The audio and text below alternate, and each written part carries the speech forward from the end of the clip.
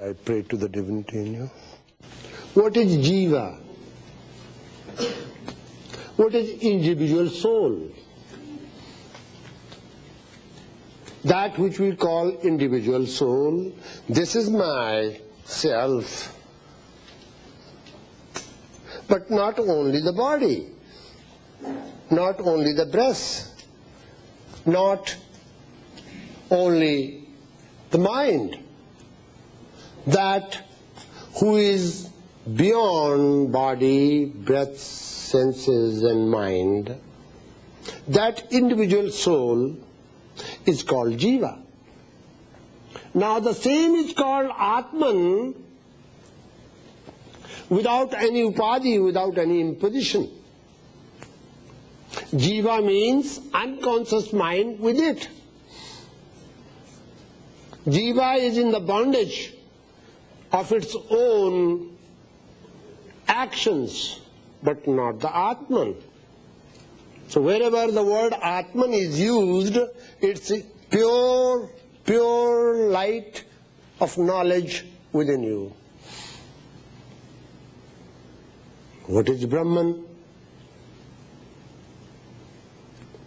As Atman is river, Jiva is a drop of water, Brahman is the ocean. They are one and the same qualitatively.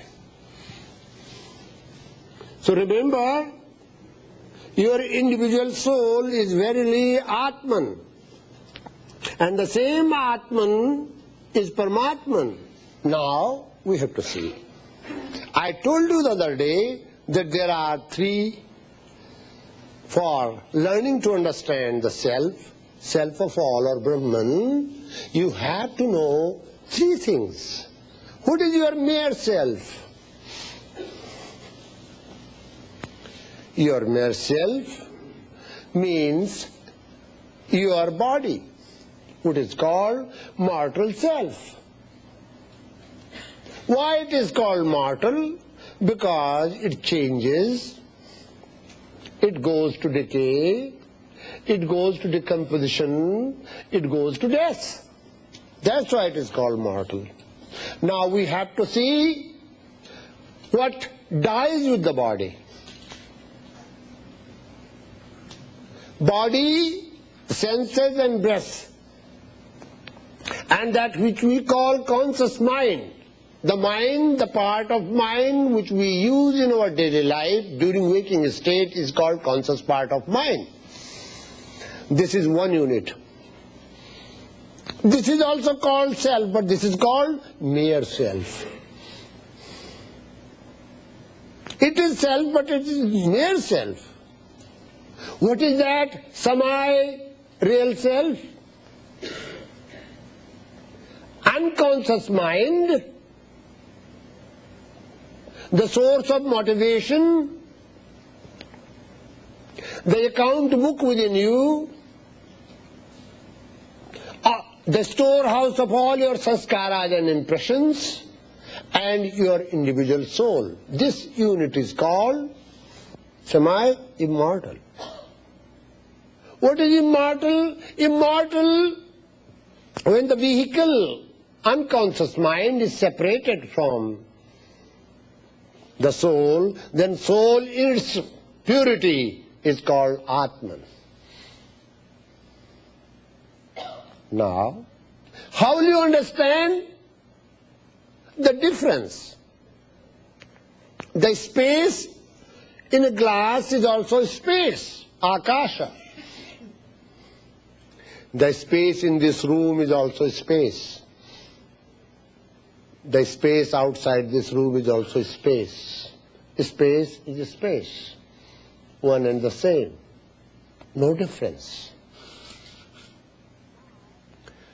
Now, jiva is a source of light to the individual self. And you know, and know that you know what you have been doing, what you should do, why you are not being through your faculty called faculty of discrimination, which is one of the prominent aspects of your mind. between your body and soul. There is that something which is called mind. It has many modifications. One of them is called buddhi, the function of manas is, shall I do it or not? It directly employs all the senses. If I want to see you, the mind will directly employ my eyes. They are permanent employees of the mind. If I want to smell, mind directly will employ my smelling power. If I want to touch, mind immediately will take care of the touching part. You see, and accordingly, one performs the action. So Jiva oversees the soul. Jiva oversees the actions of our own being. You all know whenever you do something that you are not rightly doing things. You know it. How do you know? If you have learned to sharpen the faculty of discrimination called buddhi, if you have learned to coordinate all other aspects of mind with your buddhi, then buddhi can tell you. Buddhi is a technical part of telling. If you say 2 and 2 make 5, your buddhi says no, that's not true. 2 and 2 make 4. All digital calculations, all external things can be arranged with the help of buddhi. But a time comes when buddhi also takes off. Pure buddhi, purity of mind leads you so far in the subtle world. Now we have to understand something about the worlds. The world which you see outside you, the world of sun, moon, stars, air, is different than the world you have created for yourself. This is my home, this is my wife, this is my children, this is me, this is me. They are too different. Look at the difference. In your own world and in the world created by the providence for you. In the world created by the providence, there is sense of equality. But in the world created by you, there is no sense of equality. You will have to use your buddhi, intellect accordingly. Love your wife, love your child, love your father, love your brothers, love your sisters, love your neighbors accordingly. You see? Then you use all the faculties of mind appropriately according to the considerations of the existence of others. Now, Upanishads lead you to Brahman, Brihadatma, the greatest of all, absolute truth. But how does it lead? It does not lead you in the external world. There are two philosophies. When you call Eastern philosophy, it has nothing to do with the boundaries. That there are 7 seas. Beyond 7 seas, there is India, then China, Japan, and this is called, any philosophy practice there is called Eastern philosophy. No. Eastern philosophy and Western philosophy has definition. They have definition. There is a process used in Western philosophy that is from gross to the grosser, then to the grossest. This is Western philosophy. What is Eastern philosophy? from gross to subtle, then to subtler, then to the subtlest aspect of life. This is called Eastern philosophy. Here Upanishads do not ignore the validity of the Eastern philosophy, Western philosophy. But at the same time, the aim of the Upanishads is to lead you to the innermost of your being and then make you realize that your Atman and Paramatman are one and the same. Your self and self of all are one and the same. Your own actions are watched, witnessed by your individual soul, jiva.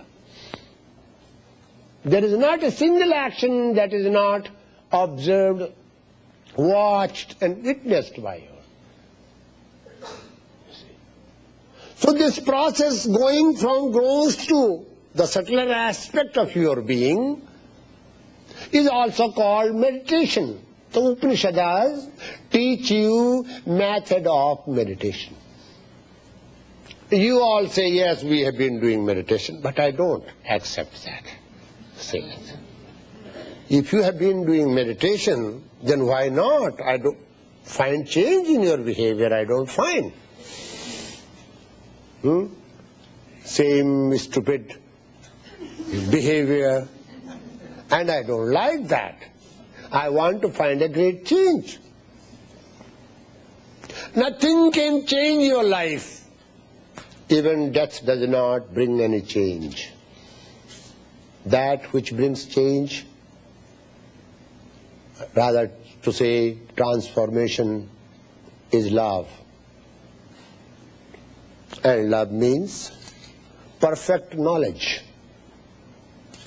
And the human being has capacity to attain that knowledge, because the infinite library of that knowledge, which is considered to be the highest of all, which is called intuitive knowledge, which is beyond the knowledge of senses, beyond the knowledge of mind, beyond the knowledge of ordinary buddhi, that intuitive knowledge is already within you. Simply you have to learn to reach there.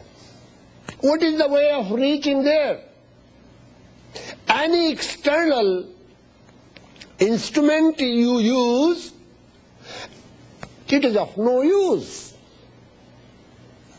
So that's why the Upanishad and Vedas says, neti, neti, not this, not this, not this. Never discard your reason. Never discard reasoning. Blind faith is not allowed according to the Upanishads. Your guru is God and you have started doing all sort of rituals, poor fellow, and put him on the pedestal and you don't listen to him because he's God. Yeah, you don't listen to God. God means what? A statue. If you feed him, he will eat. If you worship him, he is there. You treat your guru like that. Upanishad does not allow such a blind worship. Upanishads say, sit in front of your guru. Sit near him. What for? Not expressing your ego problems. If you ask your guru, where is Marlboro factory? You say, from where can I buy chocolates? And if you do not tell me, you are not a right guru. So then you had it. You see, the word guru itself is a word which called dark gu means darkness, ru means light. That light which dispels the darkness of ignorance.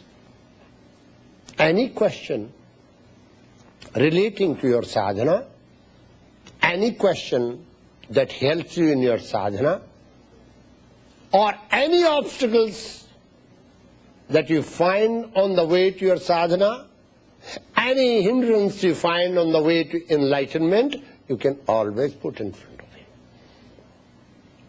You attend a seminar and you say goodbye to your guru. This is not done. You have every right on the person who teaches you Upanishads, provided you are prepared student. There is a condition. As you are in search of a competent guru, how will you find a right guru? There is a way. What is the right way of searching for a guru? The right way of searching for a guru is not to study books or not to see the publicity which guru has given larger publicity than other guru. There are three types of great men today. Those who are born great, they are great because by birth they have opportunities, talents, means, and they have done something which extraordinary, and that's why they are called great. The other category of great people, they work hard. They make all the efforts.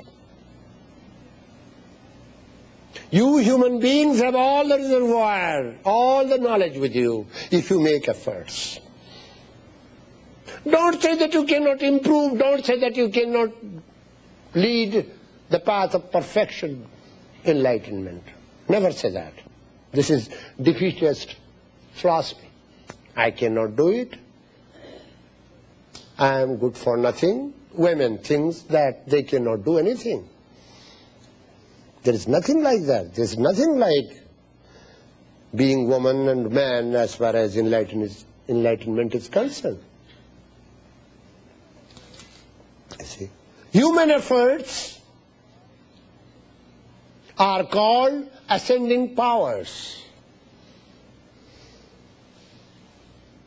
Then there is another power.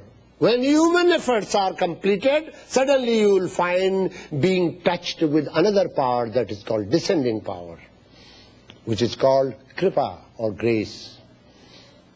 You can never understand the word grace if you have not done efforts.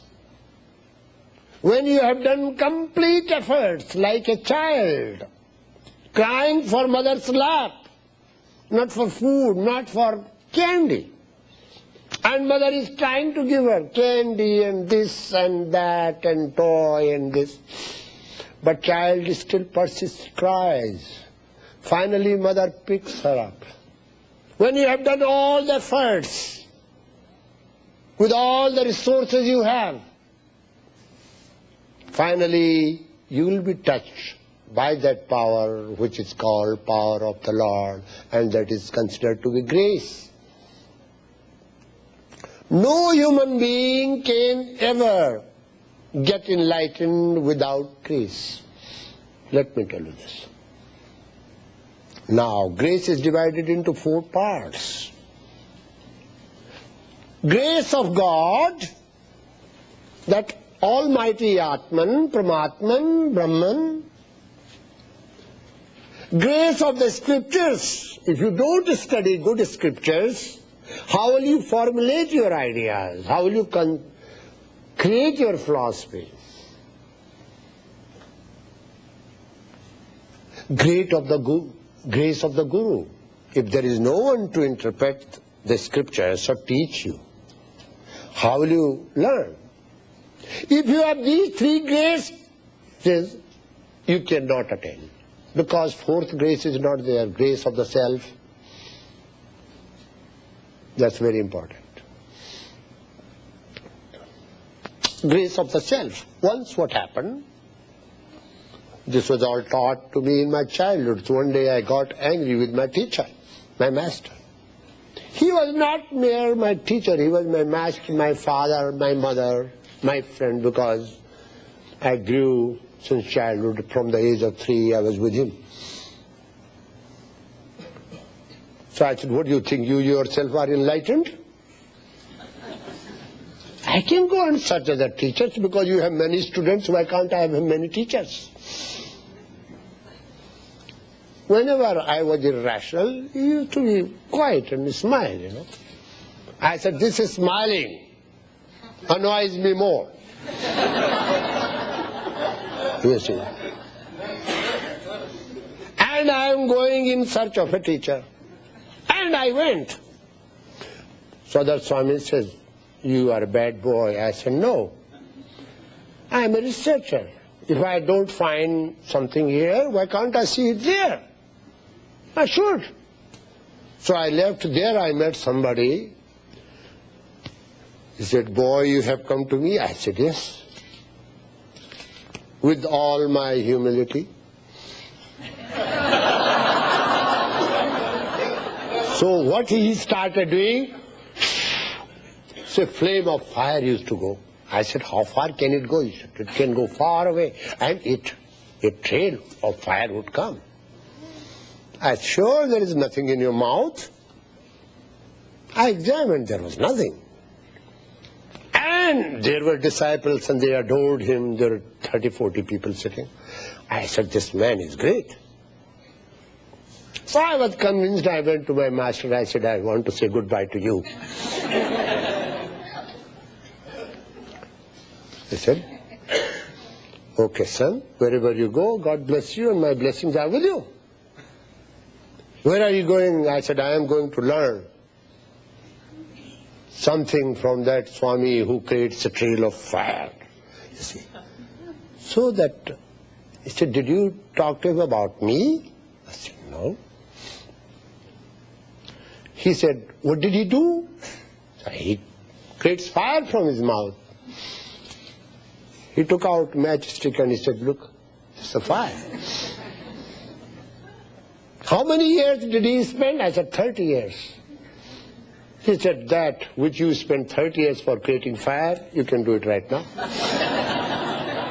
And then find out, ask him who he is. Who? He was actually drop out and run away from our cave. He did not do practice as well, and he was given good beating, so he left and he became great sage. There are diversions.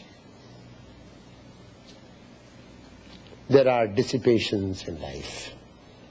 World is full of charms, temptations, and attractions. Our senses, which are meant to serve certain purposes for arranging our external world, distract our minds, and thus we forget the purpose of life. First training you need, and that is training of the senses. By constantly remembering the purpose of life, not even ignoring the world, because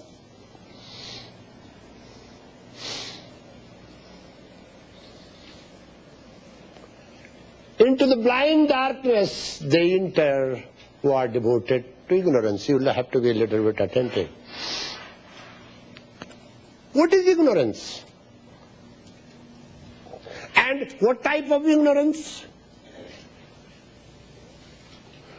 Those who are not aware of the soul. This is not the meaning here. Those who are devoted to the sense objects, they are called ignorant here. Where do they go finally?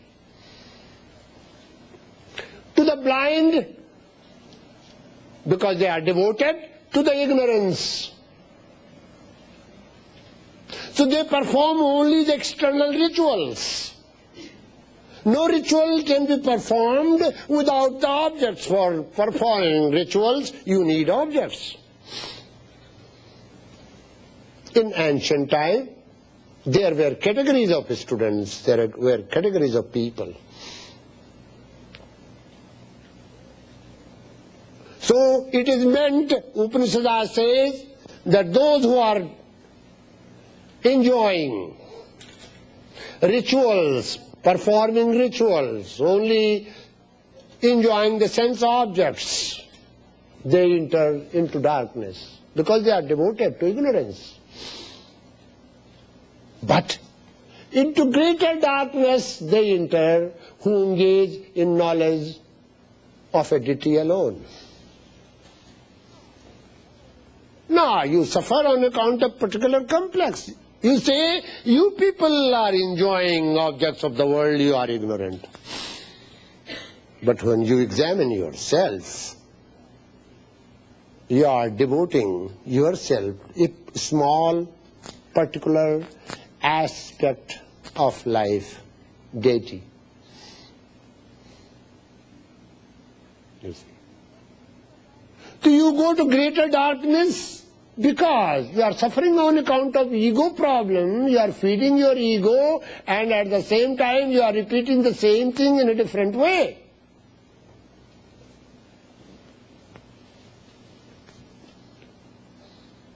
Now, next says, 10th, one thing that is obtained, it's a thing. It's not the absolute knowledge. That's why the word thing has come. One thing that is obtained from knowledge, another from ignorance. Now, there are levels of knowledge. How can we know that there are levels of knowledge? From here I am thirsty and far I see river flowing. I have knowledge of the water. When I start walking towards the river, I have more knowledge. When I go to the water, I have very good knowledge, clear knowledge. There is clarity in my mind. But when I drink the water, then my thirst is quenched. Which part of knowledge you are talking of? So there are glimpses of knowledge in your sadhana. From the very beginning, you do not attain the absolute.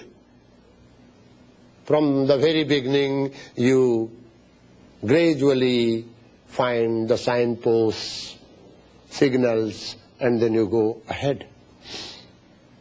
Raja Yoga system offers something like that systematically. When you sit down, what happens to you? Immediately you don't start remembering your mantra and attain samadhi. No. You are not doing meditation properly because systematically you are not following it. Why? There is something wrong with your culture. One thing is very bad. You are wonderful people, very brilliant. American students are very brilliant, better than any other student. I can declare that. Where is the weakness in you? Today you sow the seed and next morning you go and dig it. Why this seed has not grown? It's against science. That seed is sown, it should grow. You see, then you put it back again and pour water, and then again in the evening you dig and see what it is. Poor seed dies. You water, you see, hurry in your life is very bad. Everything in hurry. And too many worries. And too much curry. These three things in your culture are very dangerous. Everything in hurry, too much curry, and all the time worry. You see? Why? Why do you want to do that? You want to get enlightenment like this. You see, Coca-Cola enlightenment. No. This is not the point. First few days, till you have steady body, till you have arrested all the tremors, twitchings, shakings of the body, because body rebels when you want to train something, like child. If you want to train your child, child does not want to be trained. If you want your child not to be outside after 9, child does not like that. She cries. If she plays too much or does not want to do homework, and you say you have to do your homework, she doesn't want to do it, he doesn't want to do it. So you have to be, a sadhaka will have to be very careful using its body as you use with your child. You have to be gentle, at the same time you have to learn to discipline your body. First discipline in the body for the body is how to make it steady and quiet. If first step is not complete, rest assured, nothing is going to happen. What do you mean by being comfortable and steady? There is difference. I am very comfortable this way, but my body is not steady. I am very steady, but I am not comfortable. You have to see both. How to make your body steady and comfortable. Many of you think that good posture or good asana means, you see, twisting your legs from this side to that side, making a particular posture. That posture does not mean that. Posture does not mean to arrange your upper and lower extremities, limbs only. Posture means whole body. No matter in which posture you sit, your head, neck and trunk should be in a straight line. That's called steadiness. You see. So as you are trained according to your, you see, education that is imparted at home, in the universities and elsewhere, to move, and to move faster and faster. Here the Upanishads, shares of the Upanishad teach you, lead you to a journey without movement, not to move. It's a journey without movement which leads you to the absolute. Entirely different. So few minutes every day, you should learn to train yourself. Just have a schedule. And if you don't attain, I can take that responsibility, provided you systematically do it. You should learn to sit down in a quiet and calm place, in a steady and comfortable posture. First few days, try to see which posture is good for you. If you cannot sit in any other posture, this is also a posture. You see? But anything that happens in your body is because of your mind. You cannot sit quietly. Then, you cannot sit for some time. You will have to train your body. Training your body means training your mind through your body. Remember this. Learn to be still and quiet. Stillness is a good word for it. First few days, body will create many problems for you, tremors. Regents, body regents. Resistance is inherent quality in human being. You see. You use I and no word more than yes and you. Are you listening to me? I and no. Because I have nothing to do with you. You don't want to relate with others. You have not learned how to relate with others. You always spontaneously come out. I, defense, and no. I don't want to listen to you. I don't want to do what you say. You might agree after some explanation or something. Make a schedule, few minutes every day. If you don't want to practice for samadhi, don't. I am not telling you to attain samadhi, to become a Swami, to go to the mountain retreat, to become a great teacher. No. To be successful in your daily life, to be free from the stress, to be free from the strains you receive through your, strenuous muscles, you should learn to understand that sitting quietly for a few minutes is very helpful and healthy for your body, for your breath, for your mind. Very important. It's a formula that is used for health. If you do not have good health, how can you attain? And what good is that attainment? Sharira madhyam kharu dharma sadhanam. All dharmas, all sadhanas, all religions are of no use to you if your body, the instrument, is not functioning well. Before this body goes to final decay, you should use this body to that extent that body becomes a sadhana for you, does not create any problem at the last moment, which is called death. I am going to explain to you something about death also. Let me first complete this. So in any posture, say that this way I will sit down. Not that you are sitting like this, tomorrow you sit like this. Day after tomorrow you sit like this. This will not form the habit. Your body tends to form a habit. You see. And when you examine yourself, you will examine yourself full of habit patterns. You see. They are very important.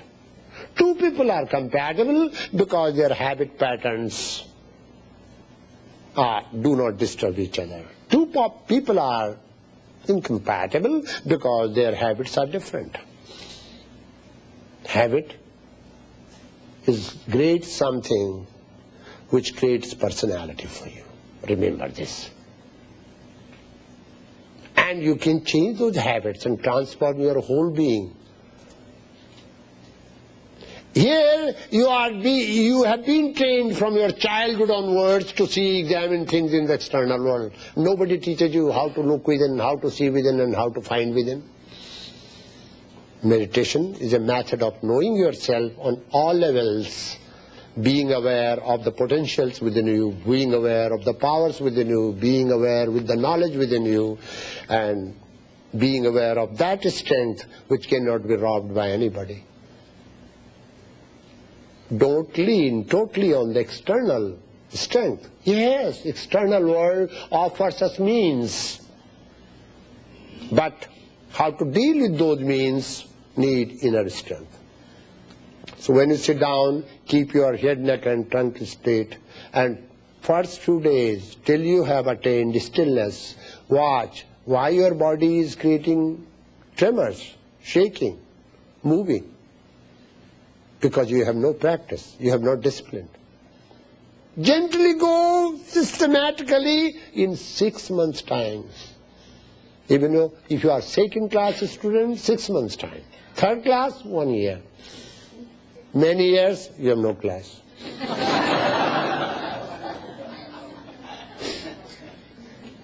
You see?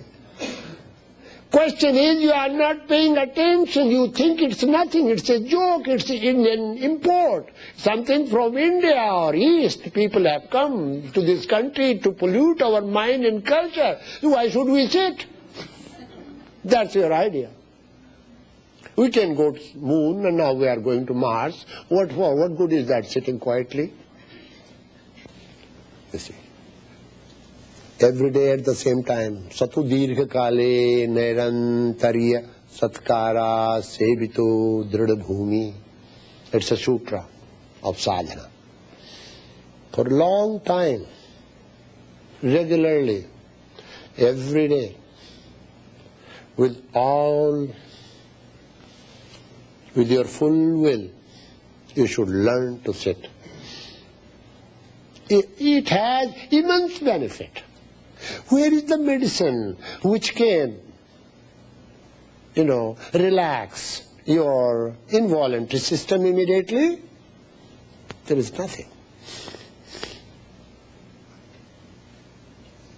But if you learn to sit quiet, it will give rest to all voluntary, involuntary system, both. Those set of subtle muscles. Something very important has been found out by the great scientists these days. You see.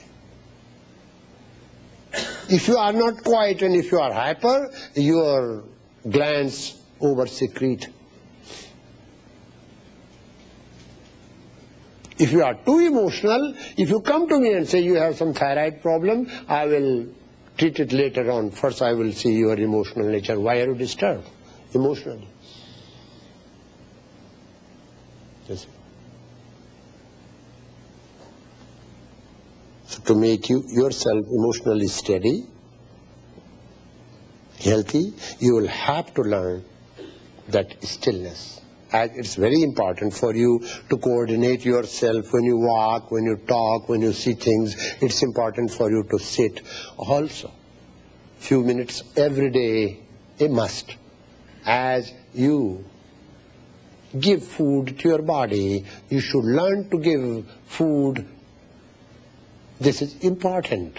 This is important food for you, to sit quietly. What do you watch when you sit quietly? Many of you have read few psychic books, so you say, I don't see any color. I don't see Jesus Christ coming down from heaven. I don't see Mother Mary blessing me. What is all this sitting quiet? Why should I waste my time? No. When you make your body still and comfortable, it is helping your muscles, it is giving rest to your muscles. Watch if there is any tremor in your body, any twitching in your body, any shaking your body. In first step, keep few days, systematically go ahead. Without learning ABCD, you want to do master's course. And without completing master's, you want to do PhD. No, systematically. The easiest is to reach the Lord within you. So this method says you have to go inside systematically. How to make your body still. When you make your body still, after a few days you will find that your muscles are relaxed consciously.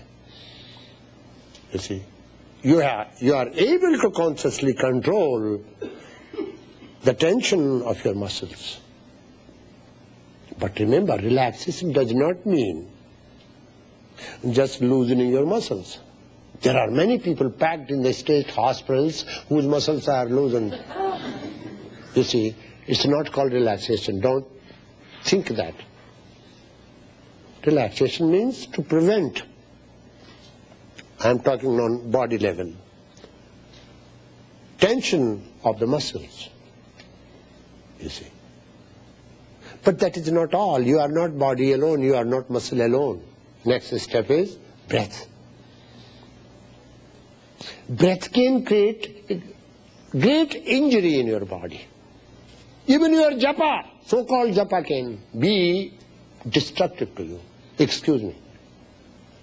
Because if you are doing japa, okay. Because your guru told you to do 5,000 times, so you want to complete. You are doing it. This is injurious. What is it doing to you? It is shortening your breath. And when your breath shortens, just do it rhythmically. And tell your physician to see your pulse. The pulse rate will change, the heart rate will change. The blood flow to the brain from the powerhouse will be irregular. So because of your hectic life, the way you lead life, there is always disturbance in the vehicles called pranic vehicle. Distribution of the energy within. You should learn 3 times a day to feed your pranic sheath, to feed that energy pool from where you are receiving, but you are not putting anything in it. Many civilizations died. You know why did they die? They started giving, but they never started receiving. They never received. So they died. One day such a pool will dry and there will be no water. If there is water from the pool, you give that water, that's okay. But let that pool also receive water. Same principle is applied here. 3 times a day, breath should be. What you should do, I will tell you. I am preparing you for meditation. I am giving you a shortcut. Yes. After you have done your physical exercise, before you want to do meditation, just lie down using pillow. Put your hands on your abdomen. Let your abdomen go inside as far as it can. And count how many digits. 1, 2, 3, 4, 5. Go with the seconds. 1, 2, 3, 4, 5. Watch your capacity. Then allow it to come out and inhale. When the abdomen goes inside, you should exhale. When the abdomen starts coming out, you should inhale. Now, what your effort is? You should have effort. After learning how to sit still without any tremor or anything, this is another point you should learn. To train your breath. It is the simplest and best method. Shortcut. Suppose 1, 2, 3, 4, 5 you inhale. Now you are not creating a pause. It's not kumbhaka. It's not retention. You should start exhaling. How many? 10. If you inhale 4, exhale 8. Twice. When you have inhaled 15 and exhaled 30, you will find tremendous capacity in your mind, in your thinking.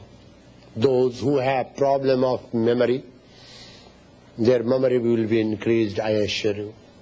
Those who become out of breath when they walk, it will be improved.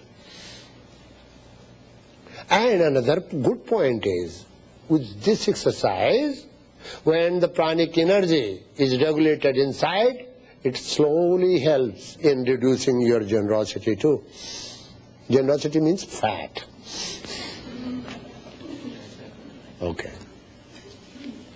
Go with this. Now, we will explain this. One thing which is obtained by knowledge and another from ignorance. What is the first step for spirituality? First step in spirituality, how do we see our student? Which student is a good student? A bad student is he who never accepts that he is ignorant. He doesn't want to. First step on the path of enlightenment is you have to accept for yourself that you are ignorant. Because you become aware of the ignorance you have. And what creates ignorance for you? What creates delusion for you? Why your mind, now, you are going to. Once you accept that I am ignorant, that might weaken your will. No, immediately you have to go to next step. That next step says, why your mind creates delusion? Immediately say, I overeat,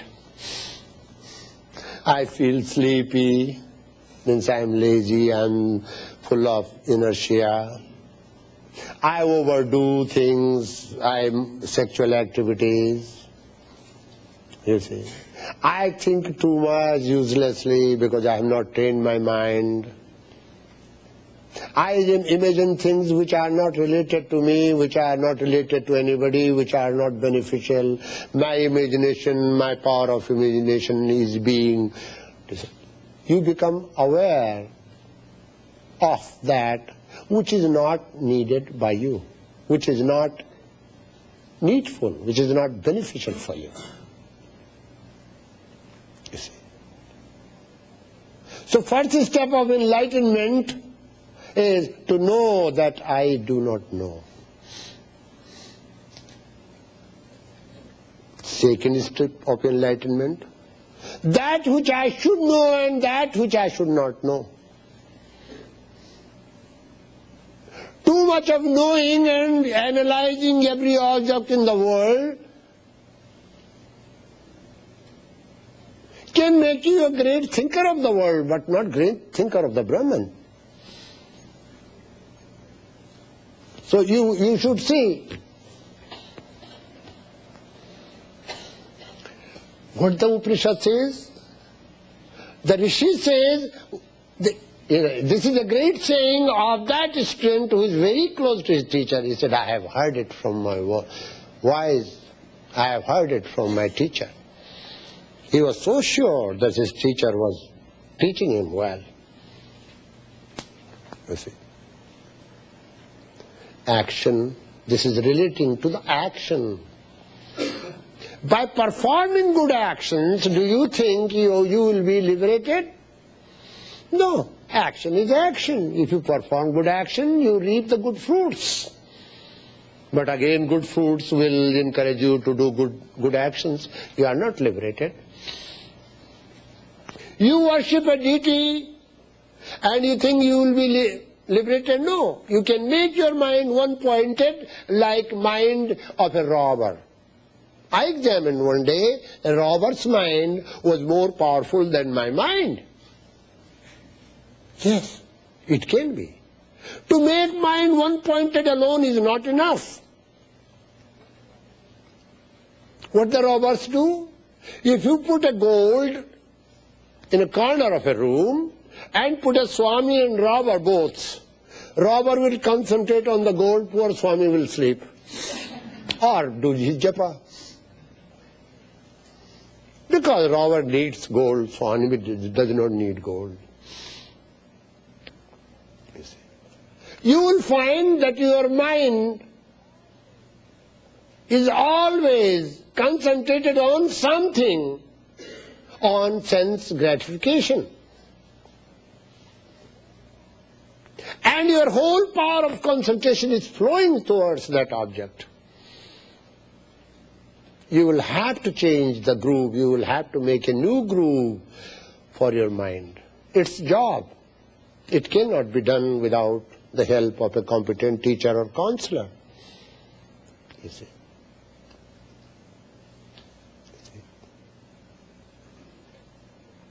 So the Upanishad, the seer says, we have heard this wisdom, we have received this wisdom from our teachers. So trust us, we are not misleading you. You see.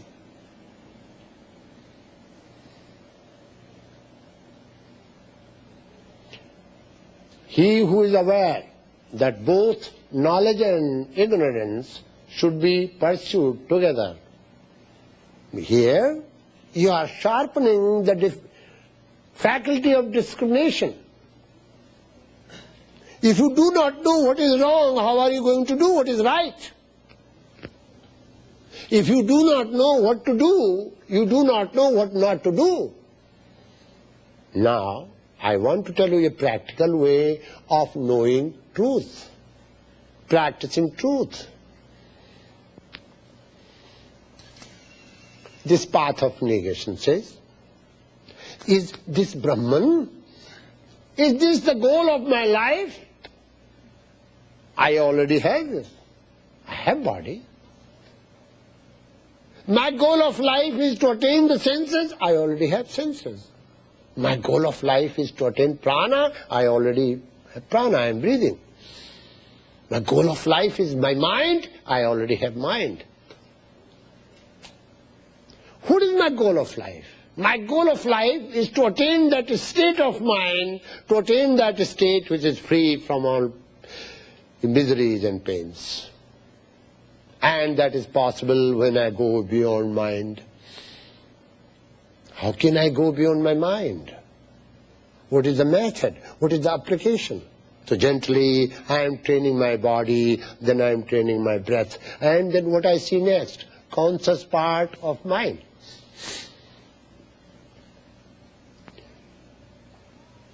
Mind is that vast something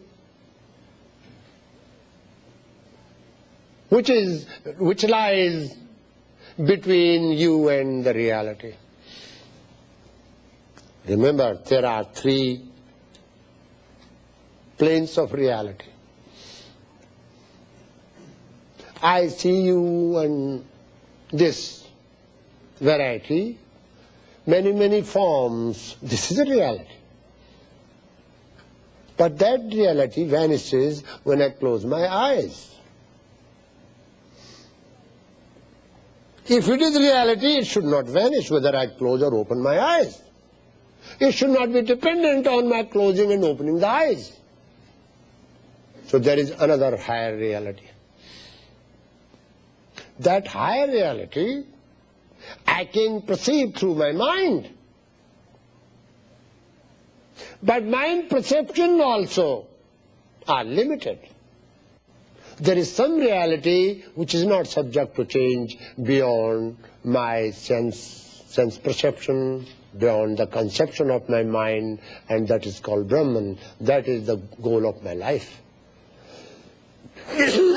That alone can make me happy, free from all pains and miseries. But before I reach there, I have to use a system, and if I do not follow that system, I will never do that. If I do not know what is avidya, I cannot know what is vidya. Now I want to practice what is truth. You know why children do not understand all this? Because parents themselves do not practice. Ask a parent. If a child like me says, come on, tell me how to practice truth, I want to. Am I a fool not to? Who is that fool who does not want to practice truth and God? Why do they not practice? Because they are not taught. Parents themselves do not know. I tell you one thought. In the city of Agra, a mother was holding the child, and the child was very brilliant. So there was one prostitute sitting on the quarters. So that child said, Mummy, who is she? Mummy said, she's a bad woman. But you are also a bad woman, Mummy. You spank me, scold me. Mummy could not convince her. Why was she bad? Why her mother is not like her? So is the case with the mind. A time comes, and during that time is a period of argumentation, and it should not die. It should live. And a time comes when it subsides and you go beyond. You go beyond. So how will you teach your children to speak truth? You cannot. Unless you understand the other side, what lies. Is this stable? No. That which is not to be said should not be spoken. That which is not to be done should not be done. So you are doing, that is to be done. You are speaking, that is to be spoken. This is called truth. You speak truth by not lying. Instead of teaching children, speak truth and spanking them, and they do not know why you are spanking them, why you are punishing them. They should be explained. This is lie. Lie means I say it is cart. Cart is made out of wood. So this is wood, so this is cart. I am lying. What this lying means, I am not relating properly. What lie does? Lie breaks the communication between the two. That's what lie does. What truth does? Truth establishes communication between the two. What is between the two? That reality. That absolute reality which is beneath all this diversity, that is to be known, for that alone will make you happy. Everlasting happiness will be bestowed upon you by knowing that.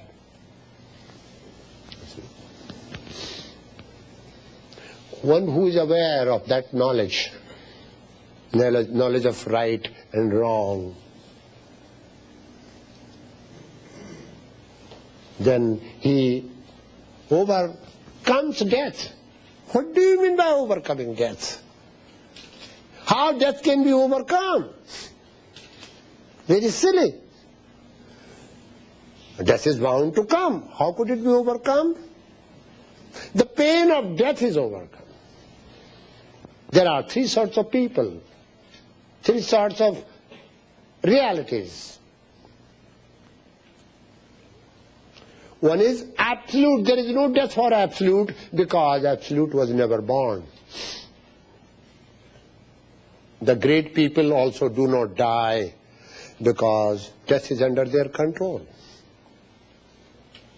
They are born, they were born because they wanted to be born to serve their people, to serve their fellow men, to serve their nation, to serve humanity. So they came with this determination that we will go to the world and serve the people. They did not come over here to enjoy your hospitality. They came over here to serve you. You see? So if you do not help them, at least do not create problems for them. I always tell my students, please don't do anything, don't touch my feet or head. It is not going to help me. I tell you one thing. One day, I was pressing the feet of my master. He laughed. I said, why are you laughing? I was very close to him and I used to beat him in my childhood. You see? You're my father too. He said, don't press my body. I said, but I like to serve you, I do it. He said, I will tell you to stop it. And I will still continue. He said, you are pressing my mouth. Means you are not listening to me. So don't do any such thing for your teacher, but at least listen to him, that which is right and good for you, and start practicing. And if you find problem, go to him. You said like this and it is not happening. Will you please tell me, up to this date, no student came forward and say, I have a problem in meditation. What they say? I have a problem in marriage. Who told you to get married? My mommy told. So I said, go to her. And if you get married because of your mommy, then you are stupid. You see? Learn to adjust yourself in all circumstances. Use that talents and skill. Into a blind darkness they enter who worship only the unmanifested Prakriti. Blindness. There are many levels where you go after death. As there are many levels here. Gutter. Have you seen Bowery of New York? Huh? Underground where the people live like rats and mice. In India and other places, I was shocked. In a country like this, which is so well off, still many people live in the Bowery. You see, poor people. I have seen many bad ladies. Number is very less. In other countries, only 5 to 10% people are well off, rest, sleep on the footpath, expecting to live for next day. Why? Why this discrimination? Who has created this? It's a God. No. It's not created by God. It's created by our selfish way of living, by not understanding, by not arranging, by not knowing how to live in the external world. That ignorance. See, what is that blind darkness? Darkness means without light. Blind darkness means ignorance. You see? Darkness and blind, both together. Even if you open your eyes, suppose your eyes are opened, suppose your eyes are not blindfolded, there is darkness. You see? So blind darkness, full of ignorance means. Whatever, if you are ignorant here, let you assure that death will never give you solace, emancipate or liberate you. As you are here, you go to the next life. Today, if you are a fool, you mean to say you will be wise tomorrow? Because 8 hours sleep will not make you noise. Wise. 100 years sleep will not make you wise. 100 years sleep means death. The difference between death and sleep is very little. Expand that sleep, 8 hours sleep. Just imagine how many hours can you sleep in one lifetime? Suppose you live for 100 years. You sleep 8 hours, that's what your doctor says. Suppose your life span is 100 years. And 8 hours per day you sleep. So how many years have you slept in whole life? Huh? Now leave those 33 years because you have not done anything but slept. Now, how many years are left behind? 66 years. Okay. What for have you wasted your 66? Are you going to waste your 66 years? Money, money, money, money, money, money. Food, food, food, food. Body, body, body, body. You know. So, 1/4 life you waste in bathroom. 1/4 in gossiping, talking nonsense. And 1/4 in daydreaming.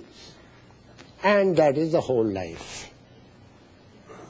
It means, and you have not enjoyed. Finally one day you sit down, have you enjoyed this world fully? No. Because that symptom, I want to enjoy world, is clear symptom that you have not enjoyed so far. Or your enjoyment was not complete. Look here, body is motivated to enjoy. Actually, enjoyer is something else.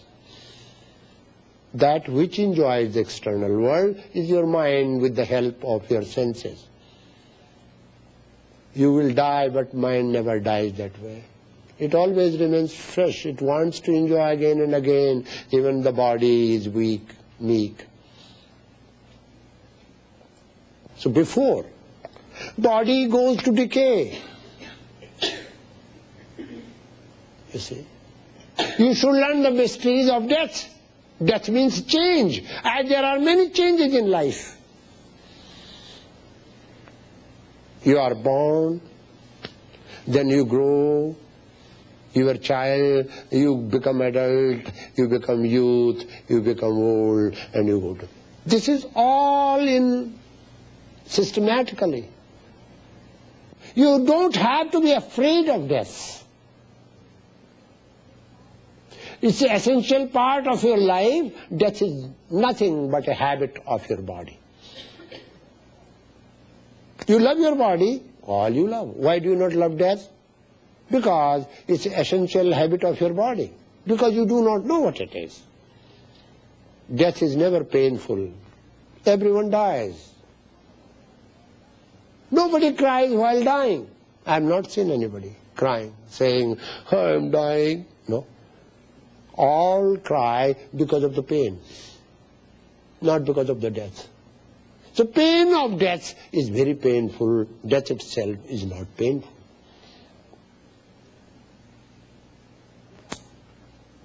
So there are one absolute truth never dies, but the second one who knows what death is also called Amara. Means having death under his control. He will leave his body, drop his body, cast off his body anytime he wants, because he has known. As he has known birth, he has known life. It is possible for you to do this. To drop the body, because body will be dropped one day. Time will, age will. Why do you not learn that? To drop the body yourself. Because you have not come to drop anything. You have come to take things from the world. That's why you don't know how to drop. You see? When you learn this, you will find that you can have the knowledge of death as you have the knowledge of birth. Into the blind darkness they enter who worship only the unmanifested Prakriti. Mother of the matter. What is mother of matter? Desire. Desire for material gains. Now there are many ways of sadhanas. I want to lead you to different parts of sadhanas not by mere philosophical explanations. One part of sadhana, first mantra describes. Idam sarvam ishavashim, all this is covered by one truth. Having known this truth, ten tyaktena bhunjitha ma gridhe kasvasuddhanam. Learn to enjoy your life by understanding the philosophy, by knowing the philosophy of non-attachment, which is called love. Attachment means lust. Attachment means lust. Do not have evil eye on somebody's property, somebody's wife, on somebody's things. Tena tyaktena bhunjitha is the main sutra here. Enjoy this world. This world can also be enjoyed, provided you have understood the law of tyaga, renunciation.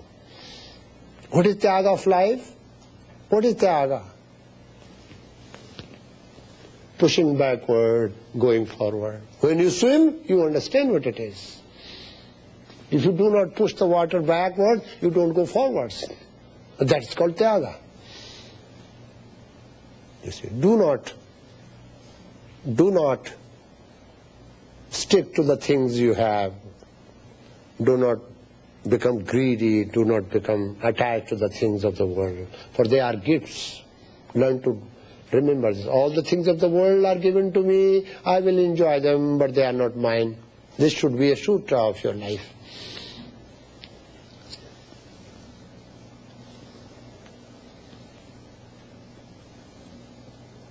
Now, here the shares of the Upanishad says, they are comparing. See, you are worshipper of God. He should be adored. Upanishads do not say that. Tiger is also God, but tiger God should be son. Upanishads say, if you want to improve. You see. So they say, but into greater darkness, they enter who worship manifested Hiranyagarbha. The form of unmanifested or manifested object or any type of Prakriti, both are one and the same. A greater darkness. They will always remain ignorant, utter ignorance.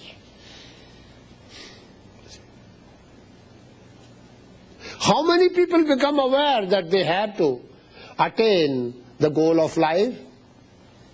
Very few. How many of them try? Fortunately few. How many of them practice and go few steps ahead? Very, very few. And how many reach there? Exceptionally one or two.